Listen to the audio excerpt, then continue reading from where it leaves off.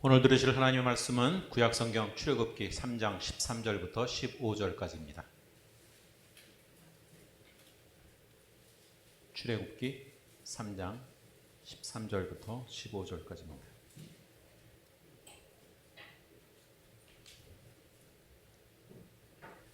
모세가 하나님께 아뢰되 내가 이스라엘 자손에게 가서 이르기를 너희의 조상의 하나님이 나를 너희에게 보내셨다 하면 그들이 내게 묻기를 그의 이름이 무엇이냐 하리니 내가 무엇이라고 그들에게 말하리이까? 하나님이 모세에게 이르시되 나는 스스로 있는 자이니라. 또 이르시되 너는 이스라엘 자손에게 이같이 이르기를 스스로 있는 자가 나를 너희에게 보내셨다 하라. 하나님이 또 모세에게 이르시되 너는 이스라엘 자손에게 이같이 이르기를 너희 조상의 하나님 여호와 곧 아브라함의 하나님 이삭의 하나님 야곱의 하나님께서 나를 너희에게 보내셨다 하라. 이는 나의 영원한 이름이요 대대로 기억할 나의 칭호니라. 아멘.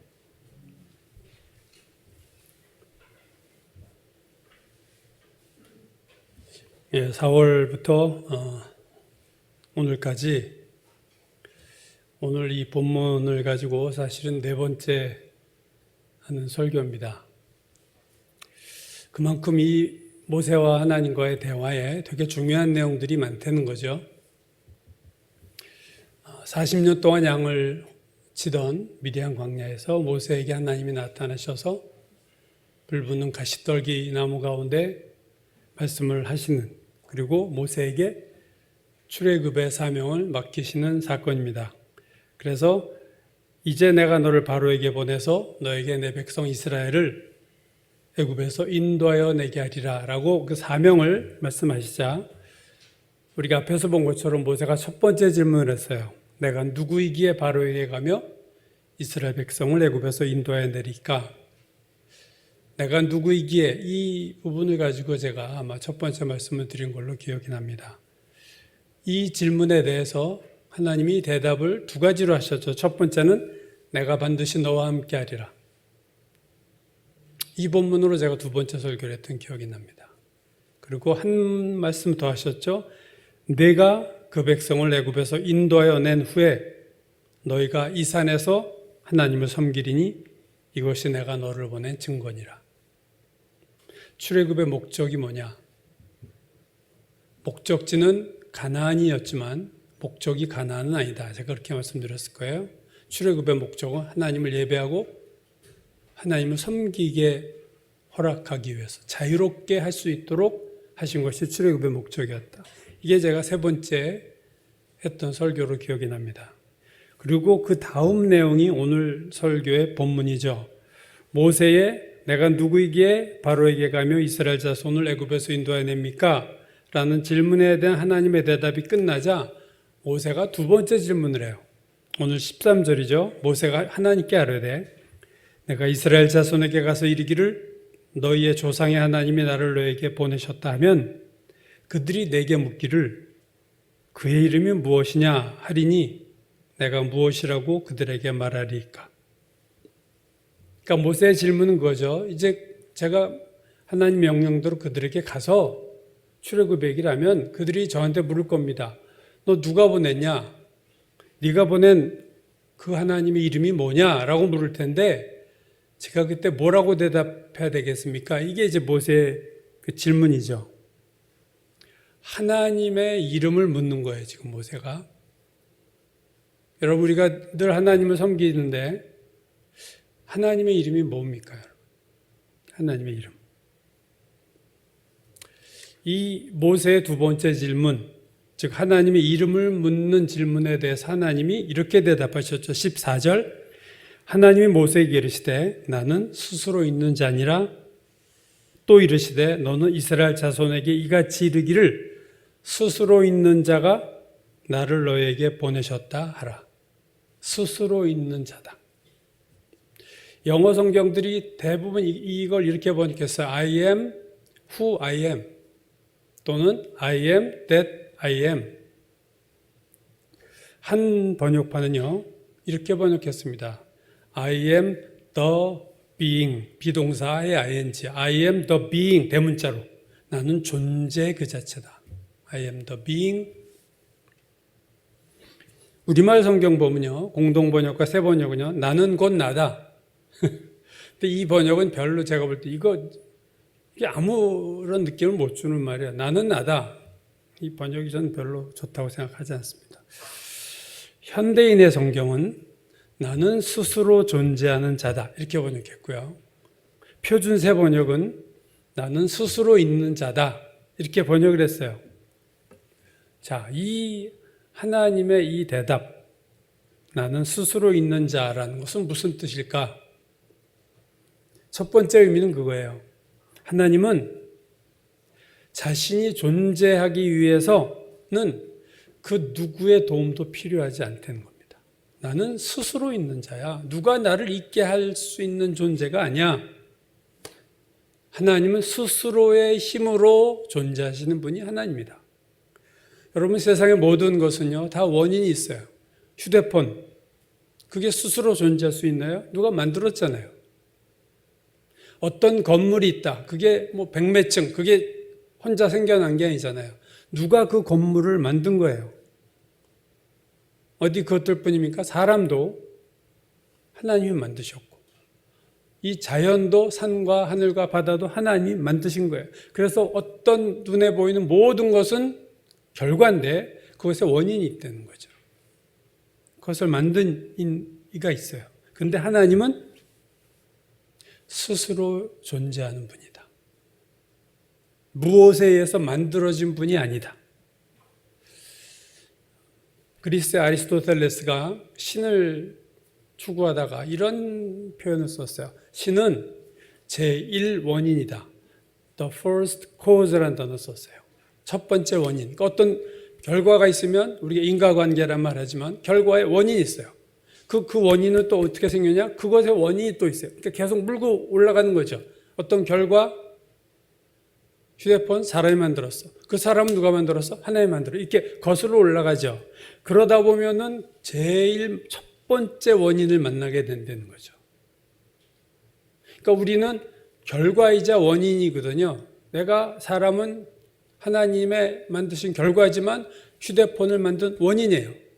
그래서 모든 피조물은 원인이자 결과일 수 있지만 하나님만은 결과가 없는 첫 번째 원인.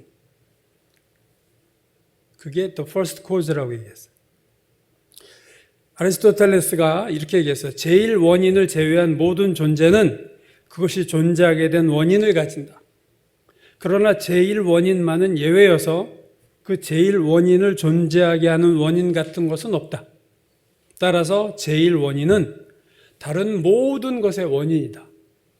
그걸 신이라고 그랬고, 또 아리스토텔레스가 부동의 동자다. 부동, 움직일 동자예요. 부동, 움직이지 않는 것에 움직이게 하는 자, 사람 자자죠. 부동의 동자. 영어에서 unmoved mover. 자기는 움직이지 않으면서 남을 움직이게 하는 자. 신을 그렇게 표현했어요. 부동의 동자. 어릴 동자가 아니라 움직이게 하는 자. 자기는 부동하면서 움직이지 않으면서 다른 것들을 움직이게 하는 자. 부동의 동자 또는 첫 번째 원인. 그래서 하나님은 스스로 존재하는 자예요. 다른 건 다 어떤 원인이 있지만 하나님은 그런 게 없어요. 스스로 태초부터 그냥 스스로 계셨어요. 그게 오늘 하나님의 대답 중에 한 측면이고, 또 한 측면은 스스로 있는 자라는 것은 영원하신 존재다. 눈에 보이는 모든 것은요, 우리 사람을 포함해서 과거 언젠가는 없었던 것들이에요. 그렇죠?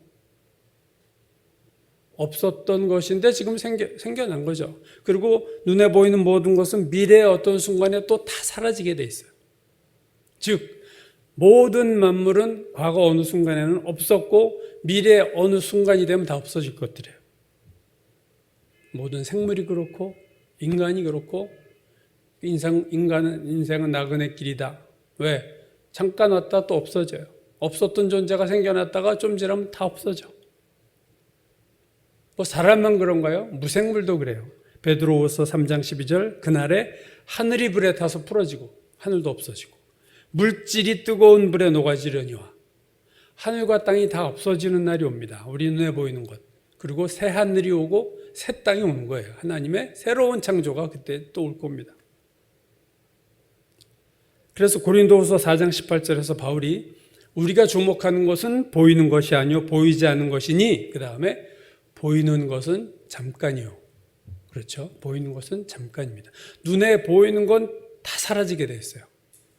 보이는 것은 잠깐이요 보이지 않는 것은 영원함이니라. 그래서 우리는 보이지 않는 것에 주목하겠다. 왜? 보이는 잠깐 있다 없어질 것을 붙잡으면 우리 인생도 같이 없어지는 거니까. 우리가 주목하는 것은 보이는 것이 아니요 보이지 않는 것이다. 하나님은 그러나 처음부터 존재하셨고 지금도 계시며 앞으로도 존재하실 분이에요. 그래서 우리가 영원하다, 이터널, 영원하신 하나님. He was, 과거에도 있었고 He is, 그는 현재도 있고 He will be, 그는 앞으로도 계실 거예요. 그것이 대문자 being입니다. 존재입니다. 철학에서도 신을 말할 때 being이라는 단어 써요. 모든 5글자를 다 대문자로 써가지고. 제가 작년 말에 로마서 1장 설교한 기억이 나는데 그때 제가 빅뱅 이론을 말씀드린 적이 있습니다. 빅뱅 이론은 뭐냐면 우주에는 시작이 있었다는 거예요. 그전에는 시작도 없었다. 아인슈타인도 시작이 있었다 인정 안 했는데 우주에는 시작이 있었다. 즉 우주가 처음 시작할 때가 있었고 그때 시간이 만들어지고 그때 공간이 만들어졌다. 그렇다면 우주가 시작하기 전, 즉 시간도 없었고 공간도 없었던 때가 있었다. 이거 참 놀라운 거죠. 우리가 상상할 수 없는 내용들이에요. 시간이 없고 공간이 없었을 때가 있었다. 우주가, 과학자들 얘기해 우주가 생길 때 시간이 생기고 공간이 생기고 물질이 생겼다. 과학에서는 우주의 시작 이전에는 아무것도 없었다 이렇게 얘기합니다. 그래서 과학자들에게 일종의 종교가 있는데 그것은 뭐냐면 the first cause, 제일 원인은 없다예요. 그런 거 없어. 누가 뭐 만든 거 없어. 그냥 없었는데 생겨난 거야. 빅뱅 이론이 나오니까 이제 생겨났다는 얘기는 안 할 수가 없으니까 그렇게 얘기한 거예요. 그래서 무신론 과학자, 종교 철학자라고 그래야 되나요? 뭐 시간과 물리학과 뭐 종교를 연구하는, 근데 종교 철학자들 중에 무신론자가 많습니다. 무신론자인 그 쿠엔틴 스미스라는 사람이 이렇게 얘기했어요. 우주가 왜 존재했느냐에 대한 가장 합리적인 대답은 우주는 from nothing, 아무것도 아닌 것으로부터 생겨났고 by nothing, by God, 하나님에 의해서가 아니라 아무것도 아닌 것에 의해서 생겨났다. 그러니까 누가 만든 사람도 없고 for nothing, 어떤 for는 목적이에요. for nothing, 그래서 목적도 없어. 그냥 생겨났기 때문에 그 무신론자 제가 얘기할 때 그때 얘기했죠. 솔직하게 무신론자가 자기가 무신론자라고 생각하면 인생에 목적 없는 거예요. 왜? 목적 없이 태어났는데 뭘. 그리고 사라지면 끝인데 무슨 목적이 있어요. 우연히 생겨났다가 그냥 소멸하는 게 인간인데 거기에서 뭐 인생의 목적 못 쓴다는 거예요. 앨런 샌디즈라고 하는 그 천문학의 노벨상이라고 불리는 스웨덴 과학원 명예상을 수상했던 그는요, 우주의 기원에 대해서 이렇게 얘기했어요. 과학은 우리를 우주의 시작과 탄생이라는 제1사건, 우주가 생겨난 the first event, 첫 번째 사건까지는 데려다 줬지만 더 멀리 있는 제1원인, the first cause, 하나님에게까지는 데려다 줄 수 없다. 시간과 공간과 물질과 에너지가 갑자기 생겼다는 것은 태초에 어떤 초월적인 존재가 있었음을 증명하는 것이다. 이 사람은 50세까지 무신론자였다가 과학을 연구하다가 하나님 믿게 된 특이한 사례예요. 과학자들 중에 그런 분들이 적지 않게 있죠. 이거 하나님이라는 분이 없을 수가 없겠다 생각을 한 거죠. 그 위대한 과학자가. 우주가 만들어지기 전, 시간이 있기 전, 공간이 있기 전, 그때 무엇이 있었냐? 무신론자들은 아무것도 없었다. 그렇게 얘기하고요. nothing이에요. 창세기는요, 이렇게 얘기합니다. 태초에 하나님이 천지를 창조하시니라. 이게 성경의 시작이에요. 성경의 시작은 태초에 하나님이 천지를 창조하셨다. 뭐 설명을 하지 않고 그냥 선언을 하세요. 이렇게 해서 말이야. 뭐 누구 설득하려고 그러지 않고 그냥 선언입니다. 태초에 하나님이 천지를 창조하셨다. 창세기 할 때 창세는 세상을 창조했다. 그러니까 창세기 1장 1절이 말하는 태초에 하나님이 천지를 창조하셨다. 그러니까 태초는 창세죠. 그럼 태초가 하나님이 천지를 창조하신 시점이라면 태초 이전은 어떠했을까? 요한복음 17장에 보면 예수님이 돌아가시기 전에 하나님 아버지께 기도하는 구구절절한 대제사장의 기도라는 그 기도문이 있습니다. 17장의 요한복음 그 중에 15절에서 이렇게 말씀하셨어요. 아버지여, 하나님 아버지에게 하는 기도입니다. 예수께서 창세 전에 내가 아버지와 함께 가졌던 영광으로서 지금도 아버지와 함께 나를 영화롭게 하소서. 이 말씀을 보면 창세 전에 뭔가 성부 하나님과 성자 그리스도께서 공유하셨던 어떤 영광이 있었다. 이것을 성경이 말하고 있어요. 또 같은 17장 24절에서 아버지께서 창세 전부터 나를 사랑하심으로, 즉 성부가 세상 만들기 전부터 성자를 사랑하셨다.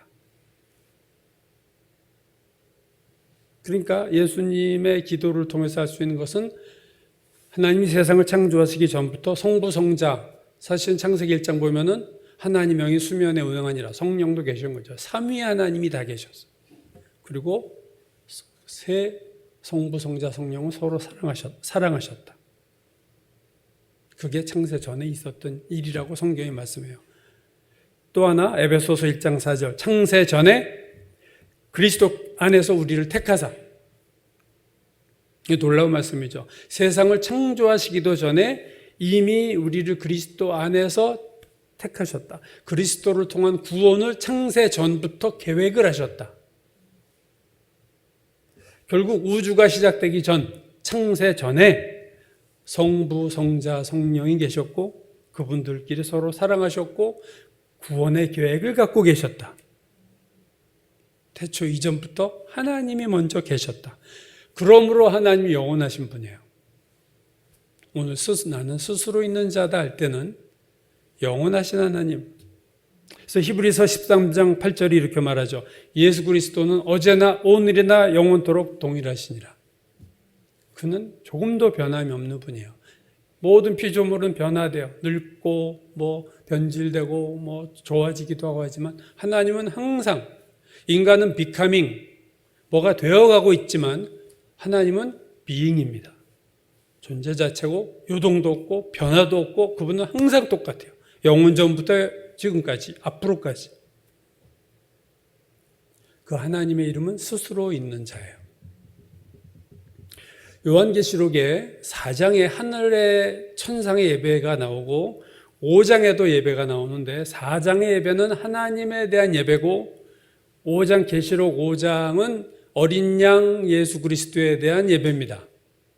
그런데 4장 예배를 보면 하나님 보좌 주변을 감싸고 있는 우두머리 천사들이죠.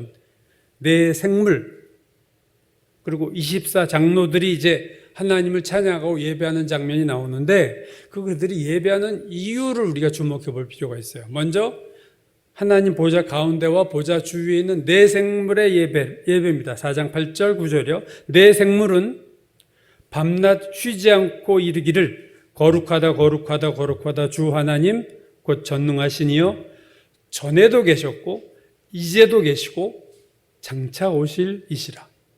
영원하신 하나님을 찬양하고 있어요. 그 생물들이 보좌에 앉으사 세세토록 살아계시는 이에게, 세세토록 살아계시는 이 영원하신 이에게 영광과 존귀와 감사를 돌렸다.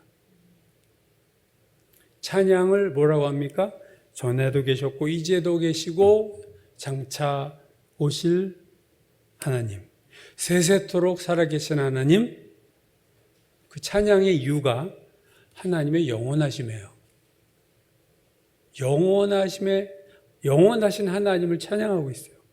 이번에 24장로들이 또 이렇게 찬양을 해요. 4장 10절 11절 24장로들이 보좌에 앉으신 이 앞에 엎드려 세세토록 살아계시는 이에게 경배하고 자기의 관을 보좌 앞에 들이며 이르되 우리 주 하나님이여 영광과 존귀와 권능을 받으시기에 합당하오니 주께서 만물을 지으신 바라 만물이 주의 뜻대로 있었고 또 지으심을 받았나이다 하더라. 자, 내 생물처럼 24장로도 세세토록 계신 하나님, 영원하신 하나님을 찬양하면서 또 하나의 찬양의 이유가 나오는데 그것은 뭐냐면은 주께서 만물을 지으셨다. 만물이 주의 뜻대로 있었고 또 지으심을 받았나이다. 창조의 하나님을 찬양하고 있어요. 그러니까 하늘의 천상의 예배는요, 두 가지 이유 때문에 하나님을 찬양합니다. 하나는 영원하신 하나님, 또 하나는 만물을 창조하신 하나님. 창조의 하나님, 영원하신 하나님, 이것이 찬양의 이유예요. 여러분, 우리를 구원하셔서 찬양하지만 우리를 구원하셔서 찬양하시는 그 찬양 이전의 찬양이 뭐냐면 자체로 구원이 없어도 찬양받으실 만한 분이에요. 왜? 영원하신 하나님. 그런 분은 없어요. 그리고 그가 만물을 지으셨어요. 이 모든 우주를 지으셨어요. 그 두 가지 이유로 하나님은 찬양을 받기에 합당하신 분이다. 오늘 모세가 하나님의 이름이 무엇입니까? 뭐라고 제가 전해야 됩니까? 했을 때 하나님이 가르쳐 주신 나는 스스로 있는 자다. 이 말을 한 단어로 바꾸면 이게 여호와예요. 여호와라는 말 우리 자주 듣죠? 여호와라는 뜻은 스스로 있는 존재, 스스로 있는 자란 말이에요. 그러니까 하나님이 자기의 이름을 나 여호와야, 나 스스로 있는 자야 이렇게 말씀하신 겁니다. 근데 의미 있는 것은요, 바로 그 다음에 스스로 있는 자라고 말씀하신 다음에 오늘 본문 출애굽기 3장 15절에서 하나님이 또 이런 말씀하셨어요. 하나님이 또 모세에게 이르시되 너는 이스라엘 자손에게 이같이 이르기를 너희 조상의 하나님 여호와 곧 아브라함의 하나님, 이삭의 하나님, 야곱의 하나님께서 나를 너희에게 보내셨다 하라.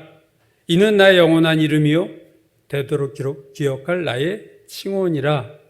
앞에서 스스로 있는 자가 이르기를 스스로 있는 자가 너를 보냈다고 얘기해라 이렇게 얘기했고, 오늘 두 번째는요, 아브라함의 하나님, 이삭의 하나님, 야곱의 하나님이 너를 보냈다 이렇게 그들에게 얘기해라. 그래서 두 가지, 오늘 하나님이 두 가지 얘기를 하신 거예요. 하나는 스스로 있는 자, 또 하나 이름 얘기했어요. 아브라함의 하나님, 이삭의 하나님, 야곱의 하나님. 이때 하나님의 뜻은 엘로힘이라는 히브리어인데요. 아까는 우리가 여호와는 그냥 여호와라고도 하고 또 어떤 번역에서 야훼라고도 번역하죠. 여호와, 또 하나는 하나님. 이름이 둘이에요. 여호와는 스스로 있는 자, 또 하나는 아브라함과 이삭과 야곱의 하나님, 엘로힘. 이 아브라함의 하나님, 이삭의 하나님, 야곱의 하나님에 대해서 출애굽기 6장으로 가서 이제 바로를 만나기 전에 6장 2절 이하에서 하나님이 다시 자기의 이름을 모세에게 얘기하시는 장면이 나오는데 이렇게 설명하셨어요. 6장 2절 하나님이 모세에게 말씀하여 이르시되 나는 여호와니라.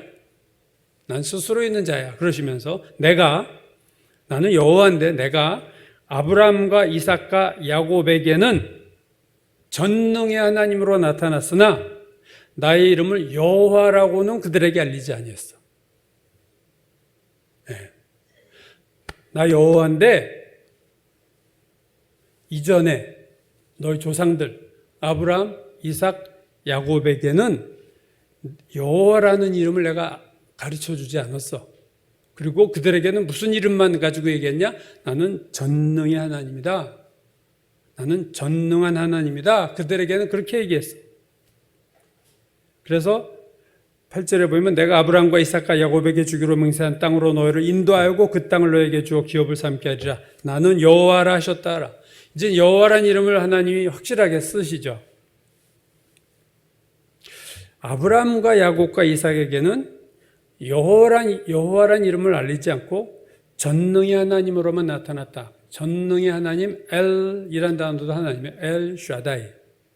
전능하신 하나님, 엘 샤다이 하나님. 이 엘샤다이, 전능하신 하나님이라는 단어가 제일 처음 나오는 것이 창세기 17장 1절에 아브라함에게 나타나실 때 이 단어 쓰세요. 자, 17장 1절 이겁니다. 아브라함이 99세 때에, 여러분 99세 하면 뭐가 생각나요? 아브라함이 100세 이삭을 낳죠. 즉 이삭 낳기 바로 직전에 나타나셔서 하신 말씀이에요. 아브라함이 99세 때 여호와께서 아브라함에게 나타나셔 그에게 이르시되 나는 전능한 하나님이라, 나 엘샤다이야. 너는 내 앞에서 행하여 완전하라. 왜 전능의 하나님으로 나타나셨냐면 하나님이 99세 때 이제 이삭을 주시려고, 아브라함을 축복하시려고 나타나실 때 자기 이름을 나는 전능의 하나님이다 이렇게 소개를 하시는 거예요. 즉 전능의 하나님이라는 단어 쓸 때는 하나님이 뭔가 축복을 주시고 뭔가 하나님이 역사를 일으키실 때 나타나셔서 나 이런 사람이야 이렇게 얘기를 하시는 거예요. 이삭이 야곱이 형 에서를 속이고 축복권을 가로채니까 형이 죽이려고 하잖아요. 그때 이제 그 아들 야곱을 이제 이삭이 멀리 외삼촌 라반 집으로 떠나보내기 전에 야곱에게 이렇게 말합니다. 창세기 38장 3절 전능하신 하나님이 내게 복을 주어 내가 생육하고 번성하게 하여 내가 여러 족속을 이루게 하시기를 내가 원한다. 그 전능하신 하나님이 너에게 복을 주시고 생육하고 번성하기를 원한다. 그러니까 전능하신 하나님 나타날 때 항상 축복이에요. 창세기 35장 11절 보면 하나님이 이번 야곱에게 직접 하신 말씀입니다. 하나님이 그에게 이르시되 야곱에게 이르시되 나는 전능한 하나님이라 엘샤다이야. 난 생육하고 번성하라. 한 백성과 백성들의 총회가 내게서 나오고 왕들이 내 허리에서 나오리라. 저 축복의 말 하실 때마다 나는 전능한 하나님이다 이렇게 말씀하시고 축복하세요. 아브라함과 이삭과 야곱에게는 나는 전능의 하나님이야 라고 소개하셨던 하나님이 지금 모세에게는 또 다른 이름, 나는 스스로 있는 자다 이 얘기까지 하시는 거예요. 물론 여호와란 이 이름은요 창세기 2장부터 나와요. 창세기에 수도 없이 나온 게 여호와입니다. 여러분 우리가 잘 아는 모리아산에서 이삭을 바치고 아브라함이 그때 하나님이 야 어린 양이 여기 준비했어 할 때 그걸 뭐라고 그래요? 여호와 이레. 여호와께서 준비하셨다. 아브라함이 여호와라는 단어 이미 썼어요. 근데 하나님 말씀은 뭐냐면 그 여호와라는 단어 썼지만 그 말의 깊은 뜻을 모르고 그냥 희미하게 사용한 거예요. 그러나 이제 모세에게서 이 단어를 확실하게 나는 스스로 있는 자라는 것을 확실하게 말씀하시는 거예요. 자, 두 가지 이름이죠. 오늘 본문에 하나님이 모세에게 두 이름을 얘기한 거예요. 나는 여호와야, 스스로 있는 자야. 또 하나는 나는 아브라함과 이삭과 야곱의 하나님 엘로힘이야. 나는 여호와고 야훼고 나는 엘로힘이야. 이걸 합치면 뭐예요? 여호와 하나님. 우리가 많이 하나님 여호와. 여러분 여호와 하나님, 하나님 여호와라는 단어가 구약 성경에 1000번 이상 나오는 단어예요. 이 단어 붙어가지고. 그러니까 하나님의 두 이름입니다. 하나님 여호와. 그래서 여호와 하나님, 하나님 여호와, 우리가 그렇게 하나님을 부르죠. 요한계시록 1장 8절에 하나님은 사도 요한에게 자기 자신에서 이렇게 말씀하셨어요. 주 하나님이 이르시되 나는 알파와 오메가다. 시작과 처음이요 나중이요. 이제도 있고 전에도 있었고 장차 올 자야. 영원하신 하나님 여호와를 얘기하고요. 그 다음에 전능한 자라. 지금 여호와 하나님을 얘기하시는 거예요. 이제도 있고 전에도 있었고 장차 올 자요 전능한 자라 하고 하나님이 사도 요한에게 하나님을 소개하세요. 엘로힘 하면은 강하다는, 아까 엘샤다에서 봤듯이 강하다라는 의미라면 여호와는 영원하다. 그러니까 여호와 하나님은 전능하시고 영원하신 하나님. 그게 여호와 하나님이죠. 여러분 출애굽기를 다 봤기 때문에 제가 말씀드리지만 10계명이 출애굽기 20장에 나오는데 제1계명과 제2계명을 말씀하실 때 이렇게 말씀하셨어요. 하나님이 모든 말씀으로 말씀하여 이르시되 나는 너를 애굽 땅 종되었던 집에서 인도하여 낸 내 하나님 여호와다. 내 하나님 엘로힘 여호와야. 너는 나 외에 첫 번째 계명이죠. 다른 신들, 다른 엘로힘들을 만들지 마. 엘로힘이 복수예요. 다른 신들, 다른 엘로힘을 너에게 두지 말아라. 너를 위해서 두 번째 우상 만들지 말아라. 여기서 하나님은 하나님과 다른 신들을 비교하고 있어요. 하나님이란 히브리어도 엘로힘이고 다른 신들도 엘로힘이에요. 너는 나 엘로힘 외에 다른 엘로힘들을 섬기지 말고 만들지 마. 여러분, 우상이라는 단어가 성경에서 여기서 처음 나오거든요. 십계명 말할 때, 즉 다른 엘로힘들을 말할 때 이게 다른 엘로힘이 우상이에요. 우상이 처음이죠. 여기 나오죠. 여러분, 엘로힘, 하나님은요 이 세상에 많아요. 모든 종교가 다 하나님 얘기합니다. 다 하나님이 있지. 알라 신이 있고 다 종교마다 자기 하나님이 있어요. 힌두교도 하나님이 있고. 여러분, 요즘 종교 통합, 다원주의의 공통분모가 뭐예요? 우리 다 하나님 믿잖아, 이거예요. 우리 다 공통분모가 하나님이네. 예수 그리스도 빼고 부처 빼고 그냥 하나님 하면 우리 다 똑같네. 그러니까 우리는 다 하나야. 그게 종교다원주의가 얘기하는 모든 종교를 하나로 묶는 키워드예요. 하나님. 이스라엘이 들어갈 가나안 땅에 수많은 엘로힘들이 있었습니다. 바알도 있었고 아스타롯도 있었고, 그죠? 다곤, 블레셋의 다곤이라는 것도 있었고 수많은 엘로힘들이 있었어요. 왜 하나님이 모세에게 자기를 스스로 있는 자라고 소개하셨는가? 자, 이제 이스라엘이 가나안에 들어가면 수많은 하나님들을 만날 텐데 헷갈릴 거 아니에요. 야, 여기도 엘로힘이고 여기도 엘로힘이야. 그때 다른 이름을 주신 거야. 나 여호와야. 나는 그들과 비교할 수 있는 존재가 아니야. 나는 영원하신 자고 나는 스스로 존재하는 자야. 그래서 오늘 모세 개인에게 얘기하신 말씀이 아니라 가나안에 들어갈 이스라엘 백성들에게 확실히 하나님은 나밖에 없다라는 걸 얘기하시기 위해서 십계명에서도 우상을 섬기지 말아라. 즉 다른 신들 섬기지 말라 얘기한 거예요. 그러니까 스스로 존재하는 하나님, 영원 전부터 계신 하나님은요 한 분밖에 없습니다. 무슨 종교가 무슨 하나님을 얘기하든 그 신은 다 만들어낸 신이고 그 후에 나온 뭐 귀신이나 무슨 영이지 영원 전부터 계신 그런 존재가 전혀 아닌 거예요.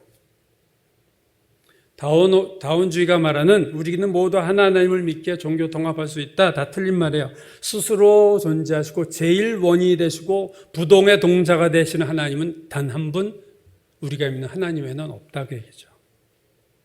이사야서 46장 9절 너희는 옛 정의를 기억하라. 나는 하나님이라 나 외에 다른 이가 없느니라.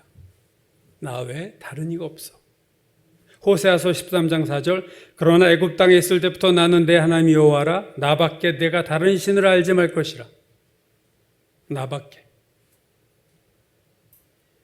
이사야서 45장 18절 대저 여호와께서 이같이 말씀하시되 하늘을 창조하시니 그는 하나님이시니 그가 땅을 지으시고 그것을 만드셨으며 견고하게 하시되 혼돈하게 창조하지 아니하시고 사람이 거주하게 그것을 지으셨나니 나는 여호와라. 나 외에 다른 이가 없느니라. 영원부터 계신 하나님, 온 우주를 창조하신 하나님은 전능하신 하나님은 한 분이에요. 우리가 믿는 하나님이 이런 분이라는 거예요. 그러므로 전능하시며 영원하시며 창조의 하나님은요 우리의 찬양과 예배를 받기에 합당하신 분입니다.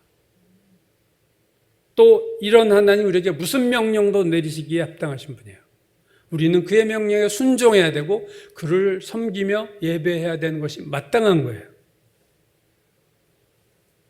여러분, 오늘 모세에게 말씀하신 두 이름을 생각해 보면요, 여호와, 이거는 어마어마한 이름이에요. 그 이름이 가지고 주는 의미는 스스로 존재하고 영원히 붙어 계신 하나님은요, 창세 전부터 계신 하나님이고 온 우주를 창조하신 엄청난 하나님이고 우리 같은 약하고 더러운 인간이 독대할 뿐이 아닙니다. 솔직히 말하면 우리가 하나님하고 하나님 그럴 뿐이 아니에요.